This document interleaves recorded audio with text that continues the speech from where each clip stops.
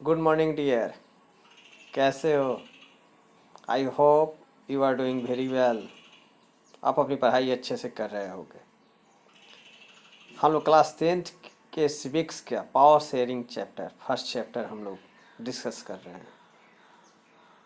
आगे बढ़ाते हैं इसको, पावर शेयरिंग को।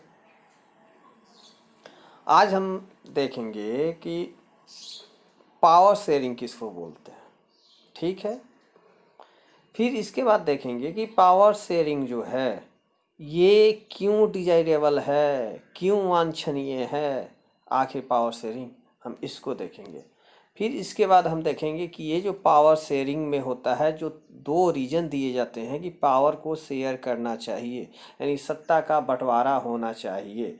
तो इसके लिए दो जो कारण दिए जाते हैं, प्रूडेंशियल रीजन और मोरल रीजन। ये दोनों क्या क्या हैं, इस शब्द का क्या अर्थ है, क्या मीनिंग है, हम इसको देखेंगे इन दोनों में।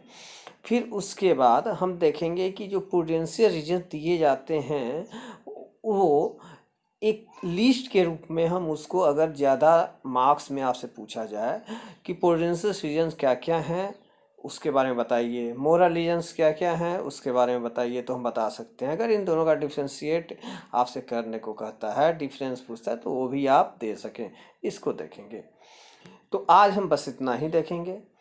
तो इसमें हम सबसे पहले शुरू करते हैं कि पावर शेयरिंग। पावर शेयरिंग किसे कहते हैं? तो देखिए कि पावर शेयरिंग जो है एक्चुअल क्या है। पावर शेयरिंग का मतलब सत्ता का बंटवारा। हम लोग पावर शेयरिंग को पिछले क्लासेस में, पिछले वीडियोज में देख चुके हैं। इसका थोड़ा यहाँ देखते हैं पावर शेयरिंग। देखिए पावर शेयरिंग क्या है, सत्ता का बंटवारा। सत्ता का बंटवारा एक्चुअल में किसी भी डेमोक्रेटिक कंट्री में, यानी किसी भी लोकतांत्रिक देश में पावर का जो शेयरिंग होता है ये होना चाहिए।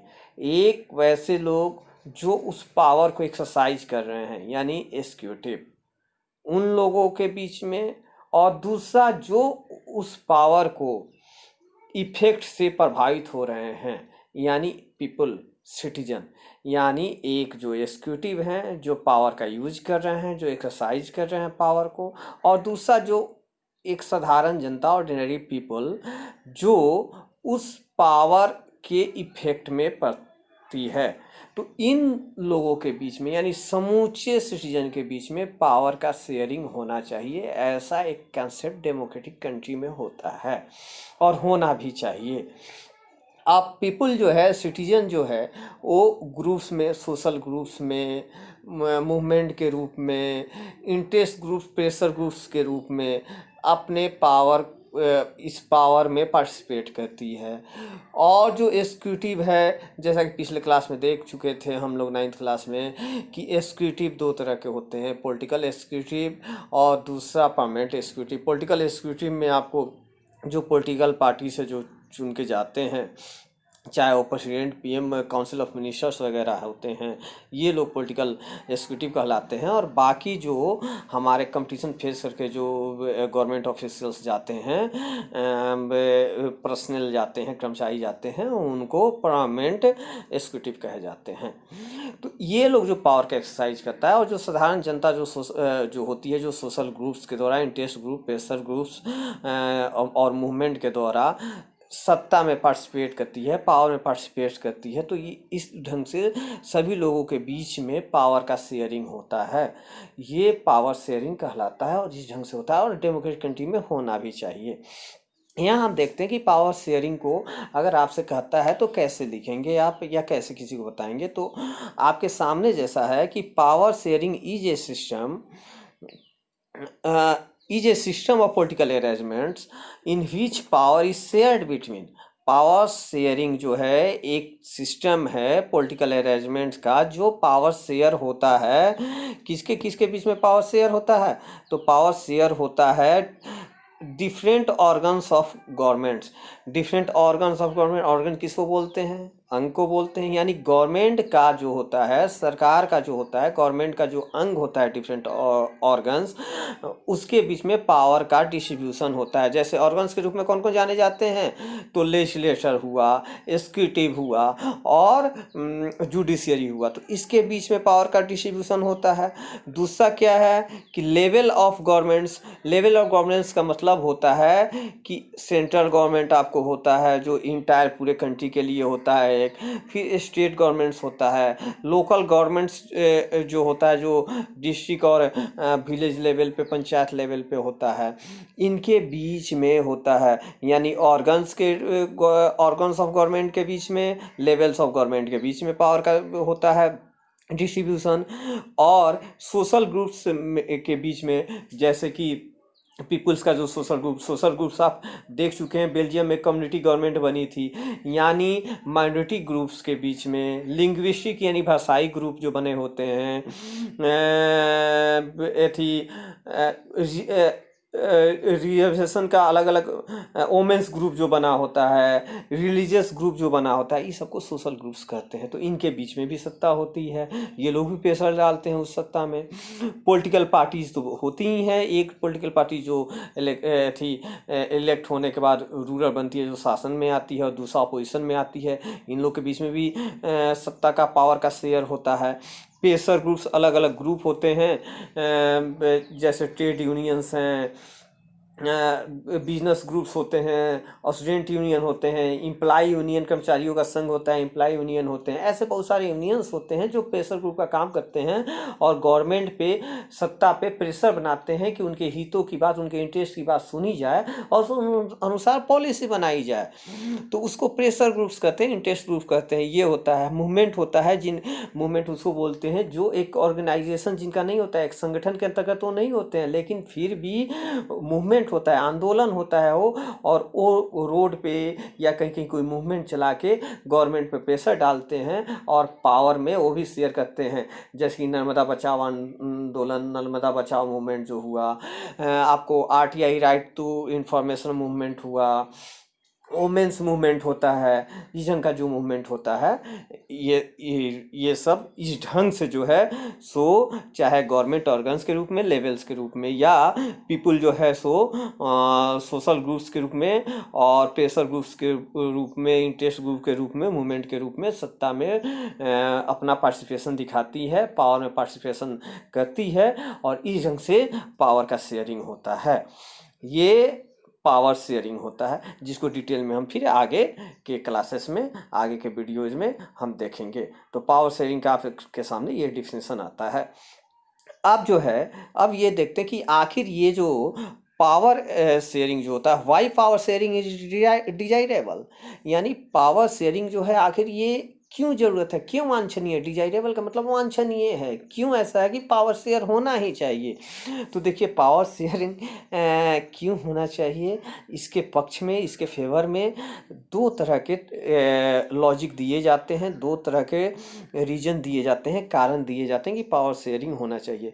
एक ऐसा कहा जाता है कि पावर शेयरिंग इसलिए भी ज़रूरी होता है क्योंकि पावर शेयरिंग जो है, सत्ता का जो बंटवारा होता है, वो डिफरेंट सोशल ग्रुप्स के बीच में कन्फ्लिक्ट जो होता है, तनाव जो सामाजिक समूह के बीच में होता है, सोशल ग्रुप्स के बीच में जो तनाव होता है, कन्फ्लिक्ट जो होता है, उस चीज़ों को पावर शेयर कर देने से वो रिड्यूस होता है, कम होता है। उसकी संभावना, पॉसिबिलिटी जो है टेंशन की, कन्फ्लिक्शन की, कन्फ्लिक्ट की सोशल ग्रुप्स के बीच में, वो रिड्यूस हो जाता है, कम हो जाता है। अगर पावर शेयर नहीं करेंगे तो कन्फ्लिक्ट बढ़ता चला जाएगा। जैसे कि हमने देखा कि पावर शेयरिंग से श्रीलंका में नहीं हुआ तो वहाँ टेंशन बढ़ा, और टेंशन बढ़ा तो कंट्री के लिए और सोसाइटी के लिए खतरे वाली स्थिति आ गई।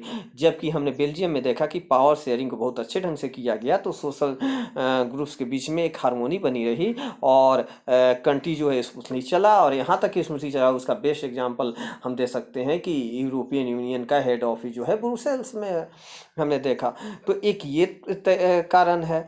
दूसरा कारण ये है कि भाई किसी भी a democratic rule involve sharing power with those affected by its exercise and who have to live with its effect.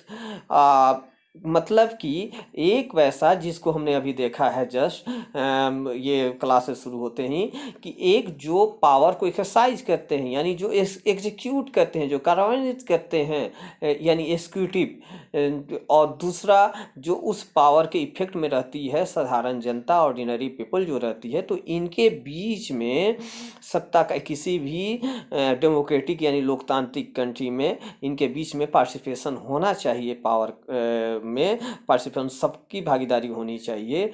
इसलिए ये ज़रूरी होता है होना, और इसके लिए जो लोग उसके इफेक्ट में आते हैं, ऑर्डिनरी पीपल सिटीजन जो उसके इफेक्ट में आती है, उससे कंसल्ट टाइम टू टाइम किया जाना चाहिए कि वो किस ढंग से गवर्न होना चाहती है, शासन होना चाहती है। तो हम इलेक्शन होता है, इलेक्शन के बाद हम भेजते हैं, फिर टाइम टू टाइम हम अपना एक्सप्रेशन देते हैं कि भाई हमें ये चाहिए वो चाहिए, उस ढंग से ये थी हमारे डिसीजन, गवर्नमेंट के डिसीजन पे उसका इम्पैक्ट पड़ता है। तो ये जो है प्रूडेंशियल और मोरल रीजन्स को, सेम चीज़ों को आप यहाँ देख सकते हैं। तो ये क्या है, इन दोनों चीज़ों को जो है सो दो कारण हमारे सामने है। पहला कारण क्या आया कि क्यों ये डिजायरेबल है हमारा शेयरिंग ऑफ पावर शेयरिंग, तो दो हमारे सामने कारण आए। एक कारण आया कि ये डिफरेंट सोशल ग्रुप्स होते हैं, उनके बीच में कन्फ्लिक्ट का जो पॉसिबिलिटी होता है उसको रिड्यूस करता है, यानी अलग अलग सामाजिक समूह के बीच में जो कन्फ्लिक्शन यानी विवाद की जो स्थिति संभावना होती है उसको कम करता है। तो ये जो है कम करता है, तो कम करने से क्या होता है, पावर शेयरिंग जो है का बंटवारा इसलिए ठीक माना जाता है क्योंकि ये सामाजिक समूहों यानी सामाजिक समूहों के बीच टकराव का अंदेशा कम करता है। और यह देखा जाता है कि जब सोशल कॉन्फ्लिक्ट होता है तो आगे बढ़ के ये वायलेंस होता है, वायलेंस का रूप लेता है, और जब वायलेंस का रूप लेगा, हिंसा का रूप जब लेगा, तो पॉलिटिकल इनस्टेबिलिटी आएगी। तो ये हिंसा और राजनीतिक अस्थिरता का जो रूप लेता है ये काफ़ी किसी भी कंट्री के लिए खतरनाक होता है। तो इस तरह के वायलेंस से, सोशल कॉन्फ्लिक्ट से, वायलेंस से, पॉलिटिकल इनस्टेबिलिटी यानी राजनीतिक अस्थिरता से बचने के लिए और पॉलिटिकल स्टेबिलिटी लाने के लिए सत्ता में पावर को शेयर करना अच्छा होता है, जैसा कि बेल्जियम में हमने देखा कि किया गया और बड़ा स्मूथली चला। तो ये जो हुआ सो पूरा लाभ हानि देख के हुआ, यानी क्या हमको गेंस होगा, क्या लॉस होगा, पूरा केयरफुल इसको देख के किया गया, सोच विचार के किया गया केयरफुली। तो अगर हम किसी चीज़ में लाभ हानि पूरा सोच विचार के केयरफुली हिसाब लगा के अगर कोई फैसला लेते हैं तो वो मोरल से अलग होता है। मोरल में हम नहीं देखते कि क्या लाभ हानि होगा, है ना, तो नहीं देखते हैं। तो जो लाभ हानि हिसाब लेके केयरफुली करते हैं उसको बोलते हैं प्रूडेंशियल, जिसको हिंदी में प्रूडेंशियल का मतलब युक्ति पलक, यानी लॉजिक से, समझदारी से तर्क लगाकर हम देखते हैं कि क्या हमको फायदा होगा ये करने से, क्या लॉस होगा, क्या गेन होगा, क्या लॉस होगा। तो इसको बोलते हैं युक्ति परक हिंदी में, और इंग्लिश में प्रूडेंशियल रीजन। तो एक प्रूडेंशियल रीजन हुआ हमारा। प्रूडेंशियल रीजन क्या हुआ, प्रूडेंशियल रीजन हमारे सामने ये हुआ कि भाई हम सत्ता का शेयर करना चाहिए। अगर सत्ता का शेयर नहीं करेंगे तो सोशल ग्रुप्स के बीच में, डिफरेंट सोशल ग्रुप्स के बीच में कन्फ्लिक्शन की पॉसिबिलिटी होगी, कन्फ्लिक्शन की पॉसिबिलिटी होगी तो वायलेंस होगा तो पॉलिटिकल इनस्टेबिलिटी आएगी। इससे अच्छा है इसको कम करने के लिए कि पावर को शेयर कर देना चाहिए। तो ये युक्तिपरक यानी समझदारी का तर्क कहें या कहें कि प्रूडेंशियल रीजन इसको बोलते हैं। दूसरा हुआ मोरल रीजन। मोरल रीजन में क्या हुआ कि हम लाभ हानि की चिंता नहीं की है कि क्या हमको गेन होगा, क्या लॉस होगा, बस इतना जानते हैं कि किसी भी डेमोक्रेटिक कंट्री में, किसी भी लोकतांत्रिक देश में सत्ता का बंटवारा पूरे लोगों के बीच में, चाहे वो एग्जीक्यूटिव हो या इफेक्ट में आने वाले लोग हों, इनके बीच में सत्ता का, पावर का शेयरिंग होना चाहिए और उनसे लिया जाना चाहिए कि आप कैसे गवर्न होना चाहते हैं। तो इसको बोलते हैं नैतिकता पे आधारित मोरल रीजन ये हुआ। तो ये दो तरह के रीजन हुए जिस कारण से पावर का शेयर किया जाना चाहिए नहीं। एक हुए प्रूडेंशियल रीजन और दूसरा हुआ मोरल रीजन। अगर आपसे प्रूडेंशियल रीजन पूछता है तो आप देंगे सोशल ग्रुप वाला की कन्फ्लिक्शन रिड्यूस करता है। मोरल रीजन में आप कह सकते हैं कि ये स्पिरिट होता है डेमोक्रेसी का, आत्मा है कि सबके बीच में आपको पावर का शेयरिंग, उसके चाहे थी जो एक्सरसाइज करते हैं उनके बीच में या जो उसके इफेक्ट में चाहते हैं जो साधारण जनता, उनके बीच में पावर का शेयरिंग होना चाहिए, ये मोरल रीजन है। ऐसे भी कहते हैं ना कि भाई जब दिमाग की बत्ती जलती है तो दिल की बत्ती बुझ जाती है, और दिल की बत्ती जब जलती है तो दिमाग की बत्ती बुझ जाती है। तो यही आपका दिमाग की बत्ती प्रूडेंशियल रीजन है और दिल की बत्ती आपकी मोरल रीजन है। बात समझ में आई? तो ये आपसे, अगर आपसे पूछता है कि पावर का शेयरिंग क्यों डिजायरेबल है, तो आप दे सकते हैं कि एक प्रूडेंशियल रीजन होता है, दूसरा मोरल रीजन होता है। प्रूडेंशियल रीजन आप दे सकते हैं और मोरल रीजन दे सकते हैं। अगर आपसे पूछता है एक नंबर में कि पावर का शेयरिंग और पावर जो है क्यों डिजायरेबल है, इसका प्रूडेंशियल रीजन दीजिए, तो आप सिर्फ प्रूडेंशियल रीजन देंगे। अगर आपसे मोरल रीजन पूछता है तो मोरल रीजन देंगे। अगर आपसे ज़्यादा मार्क्स में पूछता है, सिर्फ ये पूछता है कि पावर का शेयरिंग क्यों डिजायरेबल है, तो आप दोनों रीजन दे देंगे, प्रूडेंशियल रीजन और मोरल रीजन। ओके, तो हम आगे अब बढ़ते हैं। अब आगे हम देखते हैं कि भाई ये प्रूडेंशियल रीजन प्रूडेंस अब हम देखते हैं कि प्रूडेंशियल रीजन जो है और मोरल रीजन, ये मत कीजिएगा, प्रूडेंशियल रीजन और पावर शेयरिंग यहाँ नहीं है, मोरल रीजन और पावर शेयरिंग नहीं है। यहाँ सिर्फ है प्रूडेंशियल रीजन, उसका क्या अर्थ होता है, क्या मतलब होता है, और मोरल रीजन का क्या अर्थ होता है, हम यहाँ ये देख रहे हैं। प्रूडेंशियल रीजन और पावर शेयरिंग हम यहाँ देख चुके हैं कि प्रूडेंशियल रीजन और पावर शेयरिंग, मोरल रीजन और पावर शेयरिंग हम लोग यहाँ देख चुके हैं। अब हम देख रहे हैं कि प्रूडेंशियल रीजन का क्या मतलब होता है और मोरल रीजन का क्या मतलब होता है। अगर हमसे पूछ देता है कि प्रूडेंशियल रीजन किसको बोलते हैं, ये नहीं, प्रूडेंशियल रीजन और पावर शेयरिंग में जो पहले हम देखे वो, अगर हमसे पूछता है प्रूडेंशियल रीजन क्या होता है, तब हमको ये देना होगा। मोरल रीजन क्या होता है, तब हमको ये देना होगा। अगर इन दोनों के बीच में डिफरेंस कहता है क्या होगा, तो हमको ये देना है। तो प्रूडेंशियल रीजन किसको बोलते हैं, तो प्रूडेंशियल रीजन जो है सो ये बेस्ड होता है प्रूडेंस पे, यानी केयरफुल कैलकुलेशन पे, कि भाई हमको, यानी केयरफुल कैलकुलेशन का मतलब क्या, कि हम सावधानी पूर्वक हिसाब लगाते हैं, सावधानी पूर्वक केयरफुल ढंग से हम हिसाब लगा रहे हैं कि क्या हानि होगा, क्या लाभ होगा, क्या गेन होगा, क्या लॉस होगा, और पूरा हिसाब किताब लगा के अपने गेन्स और लॉस का, लाभ हानि का लगा के अगर कोई हम डिसीजन लेते हैं, उसको बोलते हैं प्रूडेंशियल रीजन। और जब इस ढंग से पूरा सोच समझ के विचार के केयरफुल ढंग से जब हम कोई डिसीजन लेते हैं, वो डिसीजन जो है सो बेटर आउटकम हमको देता है, यानी ये जो है सो बहुत अच्छा परिणाम देता है, रिजल्ट देता है, क्योंकि हम सोच समझ के किए होते हैं, दिमाग से किए होते हैं, जबकि दिल वाली चीज़ में तो हम ज़्यादा हार जाते हैं। तो मोरल रीजन जो है, मोरल रीजन उसको बोलते हैं जो, यानी नैतिक कारण उसको बोलते हैं जो पूरी ढंग से नैतिकता पे आधारित होता है, नैतिकता पे कंसीडर करके लिया गया होता है। इसमें इसमें जो है सो दूसरा ये है कि इसमें मोरल रीजन में हम केयरफुल कैलकुलेशन नहीं किए होते हैं। किस चीज़ का केयरफुल कैलकुलेशन नहीं किए होते हैं, सावधानीपूर्वक हिसाब नहीं लगाए होते। किस चीज़ का, गेन्स एंड लॉस का, कि क्या हमको फ़ायदा होगा, क्या घाटा होगा, कौन सा डिसीजन लेंगे तो घाटा और फायदा होगा, इसमें कोई ऐसा सावधानीपूर्वक हिसाब नहीं लगाए होते हैं। लेकिन ये जो है मोरल रीजन, उसको बहुत वैल्यूएबल माना जाता है। किसको वैल्यूएबल माना जाता है, अगर वैल्यूएबल पूछा जाए तो मोरल रीजन, प्रूडेंशियल रीजन को या मोरल रीजन को, तो मोरल रीजन को सबसे ज़्यादा वैल्यूएबल माना जाता है। लेकिन बेटर आउटकम कौन देता है, बेटर आउटकम हमको प्रूडेंशियल रीजन देता है, क्योंकि ये केयरफुल कैलकुलेशंस पे आधारित होता है कि क्या हमको गेन और लॉस होगा। सो बेटर आउटकम हमको प्रूडेंशियल रीजन देता है, मोरल रीजन वैल्यूएबल होता है। अब कोई दुकानदार जो है किसी गरीब को अगर मोरल के व्यू से अगर उसे कुछ दे देता है तो उसको तो घाटा ही होगा, लेकिन वैल्यू तो उसका होगा ही कि भाई ये बड़ा अच्छा आदमी है, वैल्यूएबल उसके गिफ्ट का होगा।